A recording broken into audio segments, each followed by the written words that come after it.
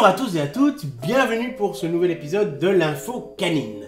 Aujourd'hui on va voir un thème super important, super récurrent, on vous en a tous déjà parlé. Si vous ne le savez pas, vous vous êtes tous déjà posé la question, comment diable apprendre le rappel à mon chien? Le rappel, en quoi ça consiste? Pourquoi c'est super important? Eh bien, le rappel, c'est simplement le fait que quand on rappelle son chien, lorsqu'il est lâché, il revienne vers vous. Alors, c'est la base de l'éducation canine, mais pourquoi c'est important? C'est important pourquoi?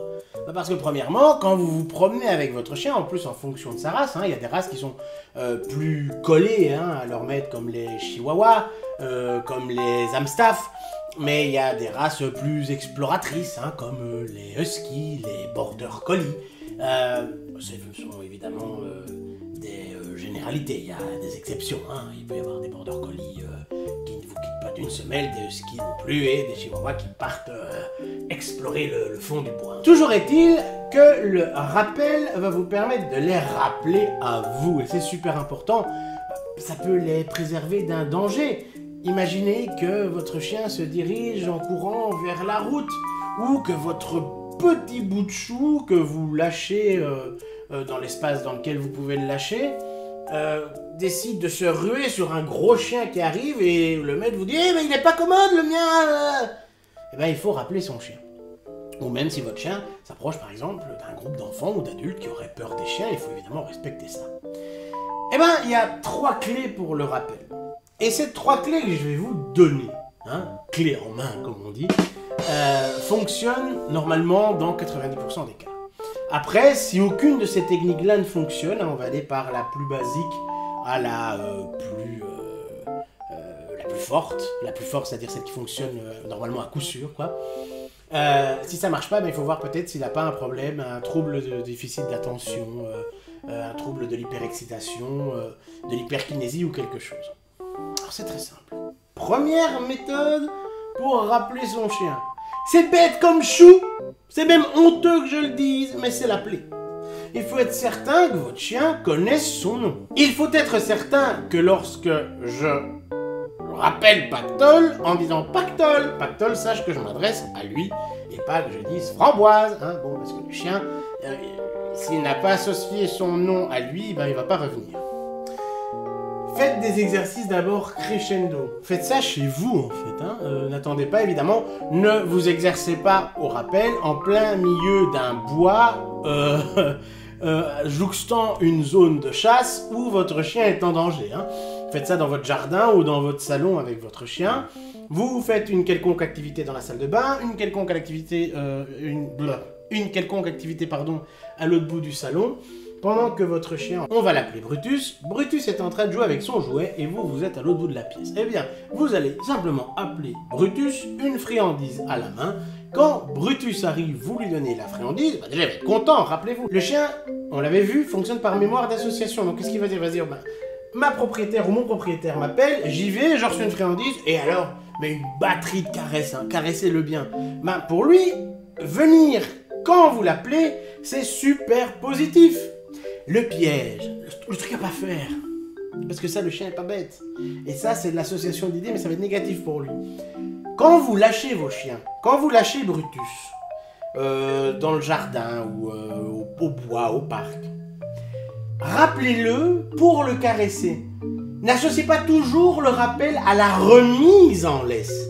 Parce qu'alors le chien, il vient plus. Il vient plus. Parce qu'il dit, mais à chaque fois que je reviens, c'est pour m'attacher, donc j'aime pas ça, alors il va essayer de plus venir. Erreur à ne pas commettre. Il y a un truc, ça s'appelle le syndrome, j'appelle ça moi le syndrome du PC. On a tous connu ça, moi, en tout cas à mon époque, il y avait les tours, il y a toujours les tours, mais il y avait les gros PC, les engins de combat de guerre, et quand ça fonctionnait pas, on en avait tellement marre, on tapait un coup dessus, on disait, oh, j'en ai marre. Et parfois ça débloquait la machine. Le chien fonctionne pas comme ça. Alors premièrement, évidemment, frappez jamais votre chien. Faut jamais frapper son chien. Tout contact physique violent avec un chien est un échec et prouve que vous êtes dans une détresse, une incompétence flagrante. Il faut vous faire aider. Par contre, si votre chien revient, ça fait une demi-heure que vous rappelez Brutus au parc. Brutus, Brutus, Brutus, Brutus, Brutus, Brutus, Brutus, Brutus, tous les tons possibles. il revient pas. Au bout d'une demi-heure, il revient. Ne l'enguirlandez pas. Soyez heureux. Même si vous, à l'intérieur, vous êtes énervé, hein. Masquez-le et faites-lui la fête.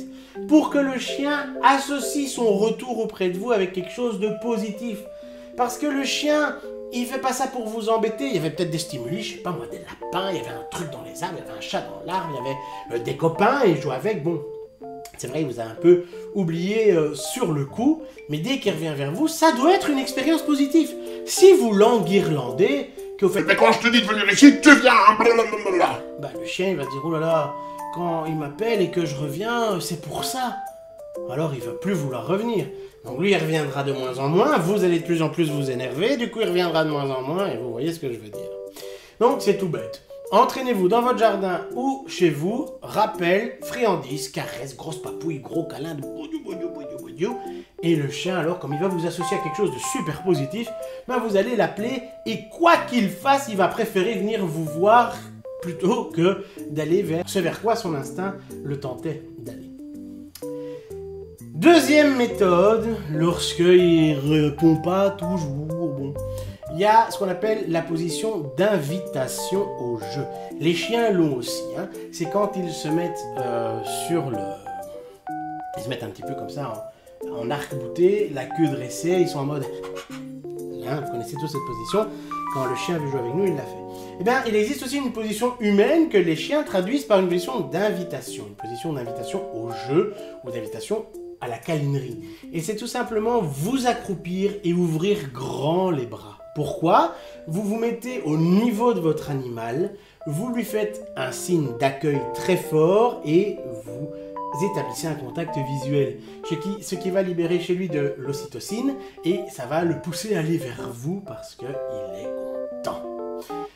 Et en général, ça marche très bien. Si tout ça marche pas, que votre chien est un petit chenapan, on va en appeler à ses instincts primitifs d'animal de meute.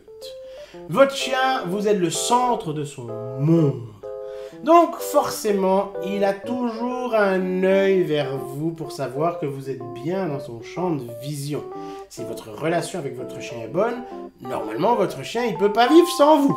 Il vous aime. Or donc, le chien qui va jouer avec ses copains, et vous avez beau dire « Brutus, Brutus, allez, allez, wouhou !» Il fait « Ah oui, oui, demain Thérèse » et il continue à jouer. Eh bien, commencez à courir, à jogger ou à marcher, selon vos capacités physiques, dans le sens opposé du chien. Vous partez sans lui et vous lui prêtez aucune attention. Le chien va se rendre compte que son tuteur n'est plus dans son champ de vision, il va s'inquiéter et normalement, si tout va bien, son instinct familial, son instinct de famille-meute, hein, on avait vu le concept de la famille-meute, va le pousser à courir vers vous. Parce qu'entre jouer avec des copains ou perdre sa famille, le chien, il choisit en général toujours sa famille. Ce sont les 3 gros trucs pour le rappel. Premièrement, entraînez-vous à la maison ou dans le jardin, à coup de fortes récompenses. N'ayez jamais un comportement négatif ou violent, mais par pitié, encore moins violent. Hein, si votre chien ne vient pas exactement quand vous le vouliez, eh bien c'est pas grave, faites-lui la fête quand même, ça restera un bon moment pour lui et vous verrez que ça ira en s'améliorant petit à petit, à un moment donné il reviendra d'office. Secondement, la position d'accueil, la position d'appel, et troisièmement, l'instinct de meute.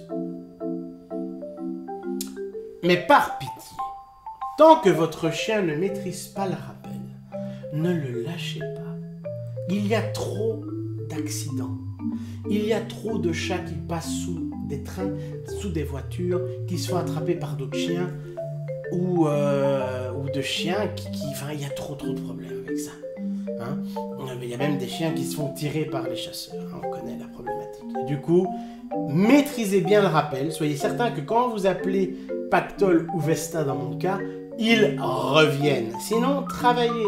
Faites ces exercices comme tout exercice d'éducation, un petit quart d'heure par jour, et ça porte assez rapidement ses fruits.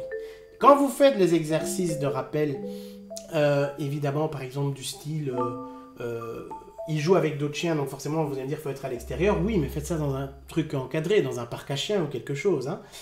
Donc soyez prudents. Dernier petit détail, ne faites pas les exercices de rappel attachés à une longe. Ne tirez pas. Toute relation de force, même si c'est tiré sur une longe pour lui donner un coup de, ce qu'on appelle un coup de clochette pour lui dire allez, reviens. Non, il faut que ce soit par plaisir que le chien revienne vers vous et jamais par contrainte. C'est ça la clé du succès, c'est que le chien il va vouloir revenir vers vous parce qu'il vous associe à quelque chose de positif et tout simplement parce qu'il vous aime. Voilà, cette vidéo est à présent terminée. J'espère comme toujours qu'elle vous aura plu. Si c'est le cas, comme toujours, laissez un pouce bleu pour m'aider et pas comme toujours, mais si c'est pas encore fait, je vous le propose comme toujours, abonnez-vous à la chaîne et activez la clochette pour être certain de ne manquer aucun des prochains épisodes. En attendant, moi je vous dis à la prochaine et vous le savez, prenez bien soin de vos poilus.